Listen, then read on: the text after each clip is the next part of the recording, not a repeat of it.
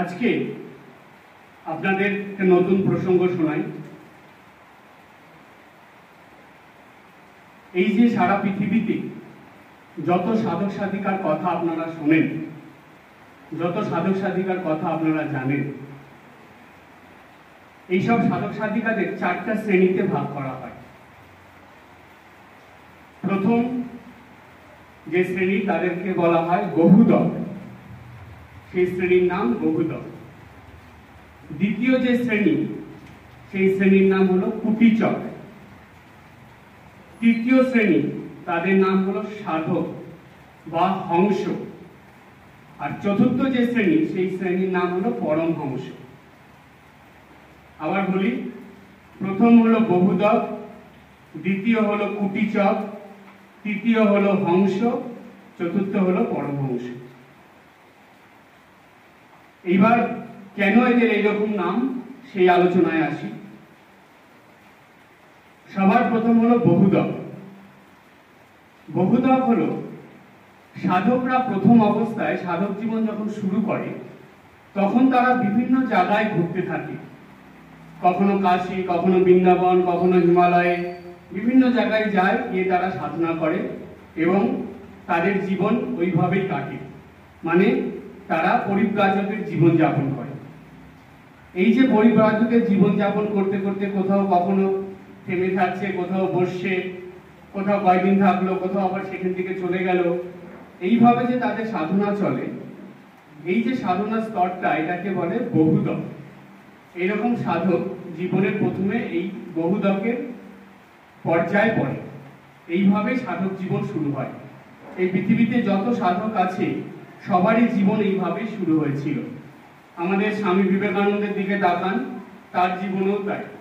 স্বামী বিবেকানন্দ প্রথমে পরিব্রাজক ছিলেন, তার মানে এই বহুদক যে সম্প্রদায়, সেইভাবে জীবন, সাধন জীবন শুরু হয়। তারপরে আসে কুটিচক। কুটিচক মানে যারা একই স্থানে থেকে ক্রমাগত সাধন ভজন করে।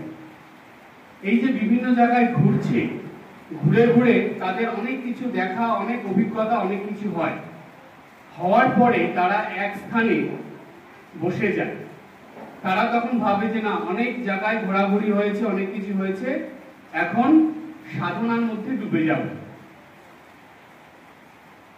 সাধন জীবনে একটা কথা আছে যে শুধু ভাষা ভাষা থাকলে হবে না, সাধনায় ডুবতে হবে।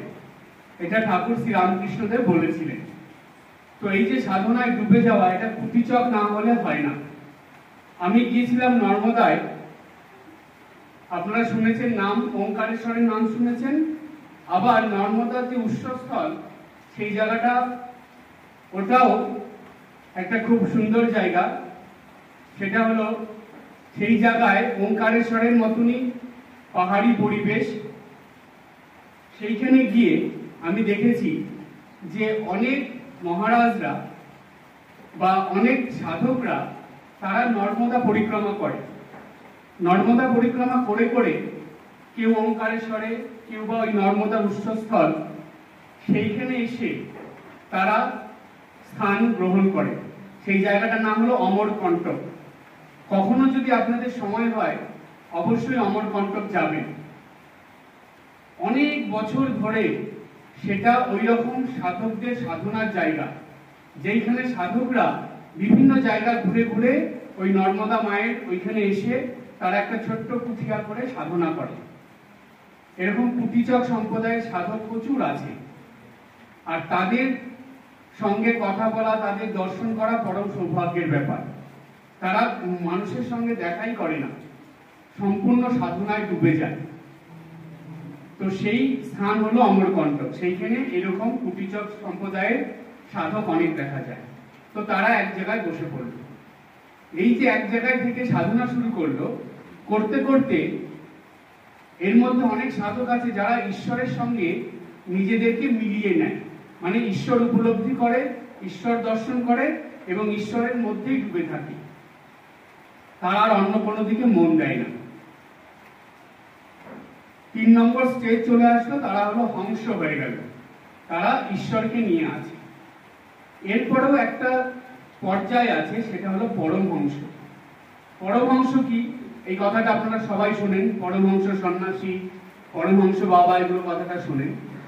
পরমহংস যারা হয় তারা এই সাধনার মধ্যে হংসের যে স্টেজ, সেখান থেকে যখন ঈশ্বরের সঙ্গে তাদের দেখা হয়, সাক্ষাৎ হয়, কথোপকথন হয়, তারা সেই ঈশ্বরের জ্ঞান বা ব্রহ্মজ্ঞান লাভ করে তারা আবার এই জীবকুলে বা জগৎ সংসারে ফিরে আসে।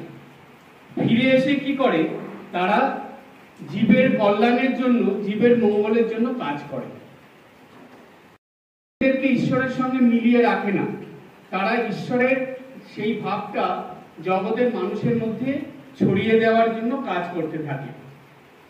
তারা যখন কাজের মধ্যে থাকে তখন তো তারা সেই ঈশ্বরের ভাব প্রচার করছে, আবার যখন তাদের কাজ থাকে না তারা ঈশ্বরের সঙ্গে নিজেদেরকে মিলিয়ে রাখে, মানে সেই পর্যায়ে তারা ডুবে থাকে। তাই তাদের জীবনে দুটো স্টেজ দেখা যায়, একটা হলো সাধারণ স্টেজ আর একটা হলো ঊর্ধ্ব স্টেজ, মানে সাধারণের থেকে অনেক উপরে থাকে তারা।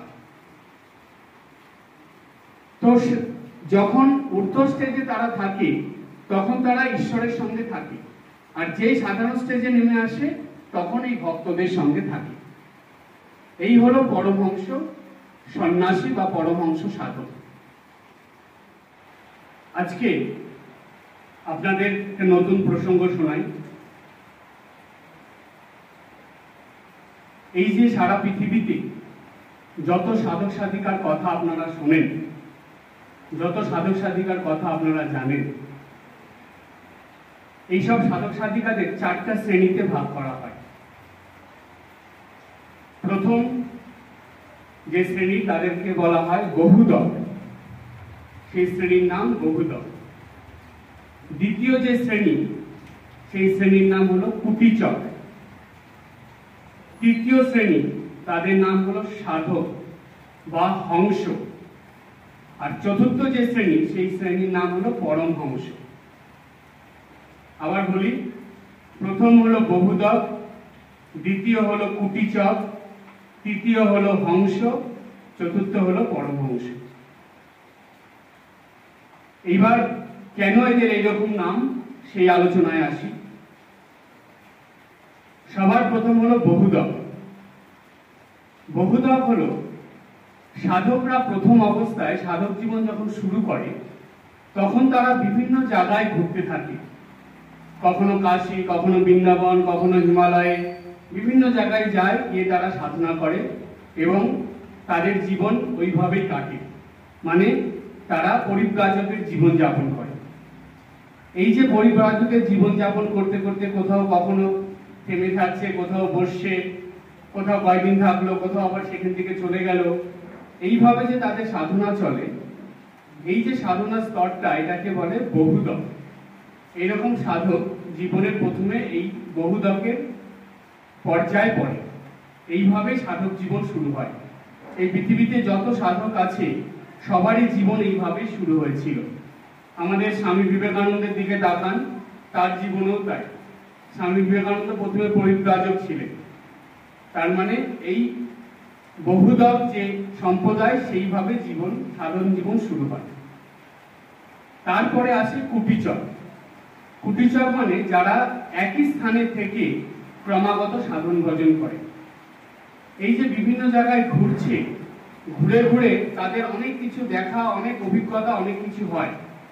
হওয়ার পরে তারা এক স্থানে বসে যায়। তারা তখন ভাবে যে না, অনেক জায়গায় ঘোরাঘুরি হয়েছে, অনেক কিছু হয়েছে, এখন সাধনার মধ্যে ডুবে যাব। সাধন জীবনে একটা কথা আছে যে শুধু ভাষা ভাষা থাকলে হবে না, সাধনায় ডুবতে হবে। এটা ঠাকুর শ্রী রামকৃষ্ণদেব বলেছিলেন। তো এই যে সাধনায় ডুবে যাওয়া, এটা কুটিচক না হলে হয় না। আমি গিয়েছিলাম নর্মদায়, আপনারা শুনেছেন নাম, ওঙ্কারেশ্বরের নাম শুনেছেন।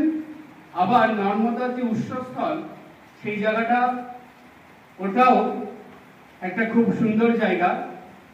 সেটা হলো, সেই জায়গায় ওঙ্কারেশ্বরের মতনই পাহাড়ি পরিবেশ। সেইখানে গিয়ে আমি দেখেছি যে অনেক মহারাজরা বা অনেক সাধকরা তারা নর্মদা পরিক্রমা করে। নর্মদা পরিক্রমা করে করে কেউ ওঙ্কারেশ্বরে, কেউ বা ওই নর্মদার উৎসস্থল সেইখানে এসে তারা স্থান গ্রহণ করে। সেই জায়গাটার নাম হলো অমরকণ্টক।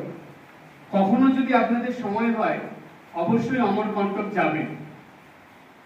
অনেক বছর ধরে সেটা ওই রকম সাধকদের সাধনার জায়গা, যেইখানে সাধকরা বিভিন্ন জায়গা ঘুরে ঘুরে ওই নর্মদা মায়ের ওইখানে এসে তারা একটা ছোট্ট কুঠিয়া করে সাধনা করে। এরকম কুটিচক সম্প্রদায়ের সাধক প্রচুর আছে, আর তাদের সঙ্গে কথা বলা, তাদের দর্শন করা বড় সৌভাগ্যের ব্যাপার। তারা মানুষের সঙ্গে দেখাই করে না, সম্পূর্ণ সাধনায় ডুবে যায়। তো সেই স্থান হলো অমরকণ্টক। সেইখানে এরকম কুটিচক সম্প্রদায়ের সাধক অনেক দেখা যায়। তো তারা এক জায়গায় বসে পড়ল। এই যে এক জায়গায় থেকে সাধনা শুরু করলো, করতে করতে এর মধ্যে অনেক সাধক আছে যারা ঈশ্বরের সঙ্গে নিজেদেরকে মিলিয়ে নেয়, মানে ঈশ্বর উপলব্ধি করে, ঈশ্বর দর্শন করে এবং ঈশ্বরের মধ্যেই ডুবে থাকে। তারা আর অন্য কোনো দিকে মন দেয় না। 3 নম্বর স্টেজ চলে আসলো, তারা হলো হংস হয়ে গেল, তারা ঈশ্বরকে নিয়ে আছে। এরপরেও একটা পর্যায় আছে, সেটা হলো পরমহংস। পরমহংস কি, এই কথাটা আপনারা সবাই শোনেন, পরমহংস সন্ন্যাসী, পরমহংস বাবা, এগুলো কথাটা শোনেন। পরমহংস যারা হয় তারা এই সাধনার মধ্যে হংসের যে স্টেজ, সেখান থেকে যখন ঈশ্বরের সঙ্গে তাদের দেখা হয়, সাক্ষাৎ হয়, কথোপকথন হয়, তারা সেই ঈশ্বরের জ্ঞান বা ব্রহ্মজ্ঞান লাভ করে তারা আবার এই জীবকুলে বা জগৎ সংসারে ফিরে আসে। ফিরে এসে কি করে, তারা জীবের কল্যাণের জন্য, জীবের মঙ্গলের জন্য কাজ করে। এদেরকে ঈশ্বরের সঙ্গে মিলিয়ে রাখে না, তারা ঈশ্বরের সেই ভাবটা জগতের মানুষের মধ্যে ছড়িয়ে দেওয়ার জন্য কাজ করতে থাকে। তারা যখন কাজের মধ্যে থাকে তখন তো তারা সেই ঈশ্বরের ভাব প্রচার করছে, আবার যখন তাদের কাজ থাকে না তারা ঈশ্বরের সঙ্গে নিজেদেরকে মিলিয়ে রাখে, মানে সেই পর্যায়ে তারা ডুবে থাকে। তাই তাদের জীবনে দুটো স্টেজ দেখা যায়, একটা হলো সাধারণ স্টেজ আর একটা হলো ঊর্ধ্ব স্টেজ, মানে সাধারণের থেকে অনেক উপরে থাকে তারা। তো যখন ঊর্ধ্ব স্টেজে তারা থাকে তখন তারা ঈশ্বরের সঙ্গে থাকে, আর যেই সাধারণ স্টেজে নেমে আসে তখন এই ভক্তদের সঙ্গে থাকে। এই হলো পরমহংস সন্ন্যাসী বা পরমহংস সাধক।